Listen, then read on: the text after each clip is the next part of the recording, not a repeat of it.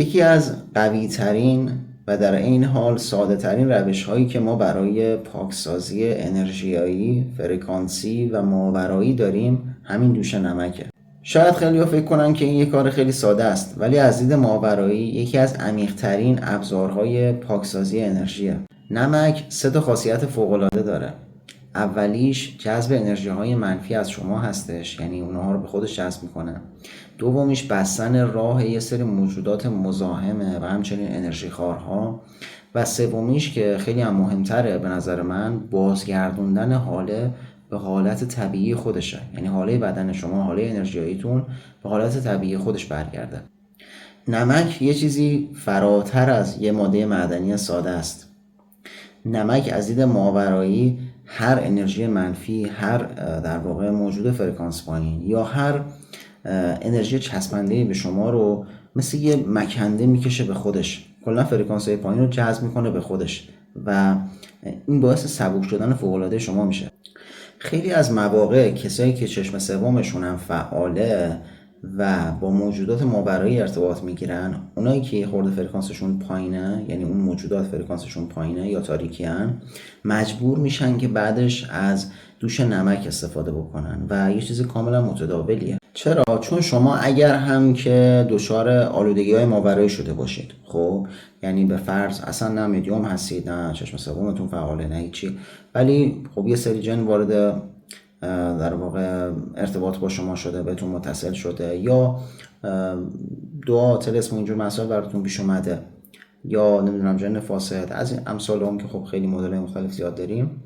شما وقتی که با یه موجود غیر ارگانیک فرکانس پایین ارتباط برقرار میکنید و یه جوری حالا به هر حال این ارتباط شکل میگیره، یه جوری مثل این میمونه که یه مقداری از انرژی های اونها روی حاله بدن شما میچسبه.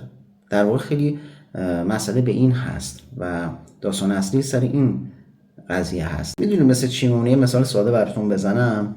شما وقتی با یه لباس تمیز میری توی اتاق پر دود، خب این خورده دود روی لباست میشینه، درسته؟ یه تجربه که همه داشتن. و شما وقتی دوش نمک میگیرید در واقع دارید همون انرژی ها رو از روی حاله بدنتون پاک میکنید. حالا یک سری ها هستن که خب آلودگیشون خیلی زیاده، خیلی گرفتاری ماورایی دارن، یه سری ها مثلا نه، مثلا میبینید طرف چشم سومش فعاله، فقط یه بار مجبور شده با یه فرکانس پایین ارتباط بگیره. ارتباط گرفتن فقط این نیست که شما مثلا حتما کنارتون باشه، خیلی کم پیش میاد حتما کنارتون باشه، توی خونه‌تون بتونه ورود کنه اینا، اکثرا از راه دوره، ولی مثلا چهره به چهره که میبینید همین یه خورده براتون یه خورده انرژی رو حالتون میندازه، یه خورده ممکنه مثلا چاکرا چشم سومتون یه ذره آلودگی بشینه روش. بهترین کار، راحت ترین کار اینه که حالا فرداش یا هر موقعی که حالا اگر خیلی عزت نبودید فرداش یا هر موقعی که فرصت داشتید یه دوش نمک، موقعی که میرید همون آخرش هم یه خورده نمک در واقع، حالا دستورالعملش رو بهتون میگم. در نهایت کسایی که خب پاکسازی نیاز دارن، درگیری دارن، خب اونا خیلی بیشتر و خب خیلی باید کاملتر این دستورالعمل رو انجام بدن. اما راز این قضیه چیه؟ ریشه مطلب چیه که این اتفاق میفته؟ که اینو باور کنید از هر 100 نفری که تو ماورا هستن شاید یه نفرشون هم نمیدونن. ارتعاشات پایین یا موجودات دارای ارتعاش منفی یا پایین یا مثلا انرژی خوارها یا یه سری اجنه تاریکی، اینها وقتی که با نمک برخورد میکنن یا مجبورن جذب بشن یا باید تجزیه بشن. ببینید دوستان، همیشه چرا قدیمی ها میگفتن که نمک مثلا سر سفرتون باشه، یا مثلا میگفتن چی؟ جلوی درتو نمک پاشی کن. حالا اینو شاید شما نشنیده باشین. جلوی درتو نمک پاشی کن. چرا؟ چون یه سری میومدن، بعضیا متاسفانه هنوزم این کارو میکنن، میان جلوی در خونه ها مثلا طلسمات میریزن، میگفتن جلوی در خونه‌تون نمک پاشی کن یا روی سفرت نمک باشه که یه سری اجنه نیاد از اون انرژی اون غذا استفاده بکنن، فرکانس غذا رو بیارن پایین. اینا همه یه سریشون واقعا ریشه داشته، یه سریشون واقعی بوده، همه چی خرافات نبوده. شاید با زبان درست منتقل نشده، شاید دلیلش رو افراد نمیدونستن یا درست نگفتن یا خودشون اصلا درست متوجه نشدن، نمیدونستن. کسی هم نبوده که بخواد این حرفا رو بزنه. وقتی میره زیر دوش و نمک رو میمالی به بدنت، در واقع داری یه میدان فرکانسی منظم رو در تماس با حاله بدنت قرار میدی. متوجه شدی؟ یعنی هم جسم فیزیکی تو تمیز داری میکنی، هم بدنهای انرژیت رو و هم حالت رو، حاله انرژیت رو. متوجه شدی؟ این چه اثرات بزرگی داره. حالا بذار خیلی ساده و قدم به قدم بهت بگم که چجور این دوش رو انجام بدی و متاسفانه اکثرا این کار رو اشتباه انجام میدن. اولین قضیه اینه که اصلا چه جنس نمکی استفاده بکنی. ببینید عزیز، من متاسفانه خیلی تو اساتید دیدم این قضیه رو اصلا اشاره نمیکنن، اصلا انگار اطلاع ندارن و در واقع یه جوری خودش کلی از قدرت کار رو از بین میبره. ببینید بهترین نمک برای دوش نمک دریا یا سنگ نمکه. نمک توی نمیدونم نمکدون برای این کار خیلی مناسب نیست. نمیگم هیچ انرژی نداره، تأثیری نداره، خب خیلی تأثیرش کمتره. متوجه شدید؟ چرا؟ چون تو فرآیند صنعتی این خیلی ساختارش میشکنه، ساختارش یه ذره به هم ریخته میشه، ولی یه سنگ نمک یا نمک دریا این اتفاق براش نیفتاده و به خاطر همین مدیومای قوی، مدیومای پیشرفته معمولا از نمک دریا استفاده میکنن که خودشون رو پاکسازی کنن یا به افرادی که برای پاکسازی بهشون مراجعه میکنن اونها رو پیشنهاد میکنن. متوجه شدید؟ پس نمک دریا یا سنگ نمک. یه سری هم که حالا در واقع حالا دیگه شورش رو در میارن، نمیدونم سنگ نمک هیمالیا و اینا، همین سنگ نمک یا نمک دریانه همه جا پیدا میشه. در مورد زمانش، ببین بهترین زمانش که معمولا اکثرا انجام میدن شباست. خب چرا؟ چون یه سری انرژی خارجی که در طول روز بهت چسبیدن ازت کنده بشن. ولی اگر تو خیلی سنگینی داری، اگر که در حال پاکسازی‌های عمیق هستی یا نمیدونم گرفتاری ماورایی داشتی، اون تو روز هم میتونه انجام بدیش، فرقی نمیکنه. من برای آدم عادی دارم اینو میگم و در روز هم همون اثر و قدرت رو داره. ولی اگر شب انجام بدی، در طول روز بالاخره افکار منفی، احساسات منفی یا در واقع ارتعاشات منفی ممکن روی حالت نشسته باشه. خب اینا پاک میشه، خیلی سبکتر و خیلی راحتتر و قشنگتر میتونه بخوابی. اما حالا چجوری نمک رو بزنی به بدنت؟ این قسمت هم خیلی مهمه و متاسفانه بازم افراد خیلی اشتباه میکنن تو این زمینه. یه مشت نمک برمیداری، خب این مشت نمک رو یه ذره خیس میکنی، یه حالتی مثلا بهت بگم چجوری، مثل گل، مثل یه گلی که یه ذره شل شده باشه، این حالت. نه اینکه کلا آب بگیری روش کلا نمک از دستت بره، نه، یه ذره خیسش میکنی، شروع میکنی به مالیدن. به کجاها میمالی؟ به دست، پا، شونه و از همه مهمتر دوستان پشت گردن. این ناحیه پشت گردن من این اینجا رو پشت گردن خودتون نظر. خب چرا؟ چون یکی از ورودی های اصلی انرژی های مزاحم این پشت گردنه.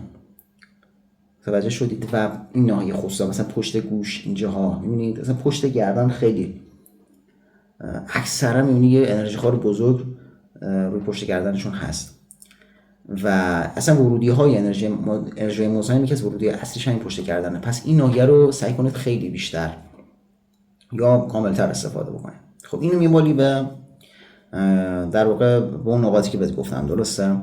بعد میای چیکار میکنی؟ میای با نمک، با همون نمک شروع میکنی آروم بدنتو ماساژ دادن. هدف چیه؟ هدف اینه که نمک با پوست بدنت و حاله بدنت تماس پیدا بکنه. هدف این نیست که نمک بره تو پوستت. بعضی دیدم یه جوری میخوام مثلا فشار میدن، مثلا سر 2 روز دیگه کارشون تمام میشه. باید یعنی منظورم که دیگه خیلی زود پوستشون ملتهب میشه و اذیت میشن، نه، فقط آروم ماساژ میخوای بدی، مثلا همینجوری آروم ماساژ بده، بذار نمک به همه نقاط بدنت برخورد بکنه. فوق العاده است اصلا دوستان، فوق العاده است و نمیدونید چقدر سبکتون میکنه. کسایی که حتی یه بار هم قضیه رو امتحان کرده باشن حرف من رو تایید میکنن. پس این شد نحوه مالیدن نمک که به کجا بمالی و چه جور. پس شد تمام بدن رو باید در نهایت ماساژ بدی، اینجوری نباشه باید یه ذره اینجا زدی، یه ذره اینجا زدی دیگه تمام بشه بره. این همین چیزی ما نداریم. خب حالا در مورد مدت زمان، شما اون نمکی که مالیدی رو میذاری 3 تا 5 دقیقه روی بدنت بمونه. متوجه شدی؟ 3 الی 5 دقیقه. بیشتر هم گذاشته دیگه نهایت دیگه 7 دقیقه 10 دقیقه دیگه بیشتر نذار، چون ممکنه پوستتو یه ذره ملتهب بکنه. متوجه شدی؟ و یه تکنیکی خواستم بهت بگم، این خیلی قوی ترش میکنه. اونم اینه که میای چیکار میکنی؟ میای تجسم میکنی که انرژی های منفی از بدنت، از بدنهای انرژیایی که خب الان منطبقه توی جسمت، از اینا انرژی منفی خارج میشه و وارد اون نمکایی میشه که توی بدنت روی سطح پوستت هست. توجه این تجسم هم خیلی فوق العاده است. یعنی اون 3-4-5 دقیقه رو بشین آروم، چشماتو ببند، نفسای عمیق بکش، این تجسم رو بکن که انرژی منفی داره از بدن خارج میشه. اصلا همین بدن فیزیکیش فرق نمیکنه، همین مدلی اصلا تصور کنه، نمیخواد برای خود پیچیده‌اش بکنه. تصور میکنه که اینا داره انرژی منفی خارج میشه، مثل رشته‌های تاریک جذب همین نمک‌ها میشه. بعدش هم که با آب ولرم یا آب خنک میتونی بشوریش و وقتی که میشوری در واقع اون انرژی منفی در واقع با اون نمکی که جذب اون نمکی شده و در واقع شسته شده و میره. کسایی که دارن روی پاکسازی چاکراها کار میکنن، این نکته رو از من داشته باشید که بهترین جایی که میتونید نمک بزنید پاها و شکم هست. چرا؟ به خاطر اینکه انرژی منفی معمولا تو این دوتا مرکز تلمبار میشن و وقتی که شما نمک میزنید در واقع یه جورایی داره یه پاکسازی فوق‌العاده براتون انجام میشه. کسایی که چشم سومشون فعال ارتباط میگیرن، اگر یه موقعی با یه موجودی ارتباط برقرار کردی بعدش دیدی سنگین شدی، بهترین کار همین دوش نمکه، اینو استفاده بکن. و کسایی که فکر می‌کنن مثلا یه موجودی کلا دنبالشونه یا یه مدت افتاده دنبالشون، اونا هم از دوش نمک استفاده بکنن. چرا؟ چون اتصالی که اتری که زده قطع میشه، دیگه نمیتونه پیدا کنه و حس سبک شدن پیدا میکنه. یه چند تا نکته هم بهتون بگم، یه خورده خاصه. ببینید اولین بار خیلی دیدم اینا، کسایی که دوش نمک میگیرن، خصوصا اونا که درگیری دارن، درگیری ماورای منظورمه، ممکنه ببینی که اینجوری یا حس کنی یه لحظه ببینی که مثلا آب رنگش انگار تغییر کرده. خب یا حس کنی که مثلا آبی که داری میریزی موقعی که میخوای بشوری در واقع بدن تو، حس میکنی انگار آب خیلی انگار سنگین شده. اینا کاملا حسای طبیعیه، یهو مثلا هول نکن فکر نکن اتفاق عجیب غریب افتاده. یا اینکه بعضیا توی ذهنشون ممکنه اونا که اتصال زده موجودات تاریکی بهشون، ممکنه یه لحظه اون تصویر اون موجود توی ذهنشون ببینن. خب این هم یه چیز کاملا طبیعی. ببینید اگر که میخواید یه خورده فرکانس پاکسازی هم بالا بره، به شرطی که روغنی که میخوام بگم طبیعی باشه، روغن استخوان یا رزماری هم خوبه. حالا یه ذره موقعی که نمک رو میزنید بعدش هم یه ذره به بدن بزنید، اینم خیلی فوق العاده است. ذکر یا مانترام هر چی دوست داشتی میتونی بگی، ولی اگه پیشنهاد منو میخوای، به نظر من بهترین ذکر تو این زمان بسم الله النوره. بسم الله النور، همین که چشماتو بستی مثلا 3-4-5 دقیقه اگر دوست داشتی ذکر بگی، حالا در کنار اون تجسمی که میکنی، بهترین ذکر بسم الله النوره. بسم الله النور، بسم الله النور، همینجوری میگی تا اون مثلا چند دقیقه طی بشه. ببینید دوستان، خیلی ها وقتی که دوش نمک انجام میدن بعدش خواباشون شفافتر میشه. مثلا ممکنه برون‌فکنی های ناگاهانه تجربه بکنن یا آگاهانه. اینا کاملا طبیعیه، به خاطر اینکه خب فرکانس شما میره بالا، یه سری انرژی خار از وجودتون کنده میشه و اینا باعث میشه که خب سبکتر بشید دیگه. و وقتی که سبکتر میشید ناخودآگاه این تجربه های خورده بیشتر میشه، حالا خوابتون شفاف میشه. اگر هم که حالا توی فازهای مدیومی این جور چیزا نباشه، فقط خورده رویاهاتون شفافتر میشه و خوابایی که میبینید مثلا بیشتر یادتون میمونه. در همین حد. پس دوش نمک دوستان یک کار ساده است ولی از نظر ماورایی و انرژیایی بسیار قدرتمنده. حالا چه برای کسایی که درگیری دارن، چه کسایی که میخوان انرژی منفی رو تخلیه کنن، چه برای انرژی کارها و مدیوم ها. امیدوارم نکاتی که بهتون گفتم براتون مفید واقع شده باشه و انشالله که بتونید انجامش بدید و انشالله که همیشه سلامت و خوشحال و سرحال باشید. در پناه خداوند نور و صفا باشید. فعلا خدا نگهدارتون.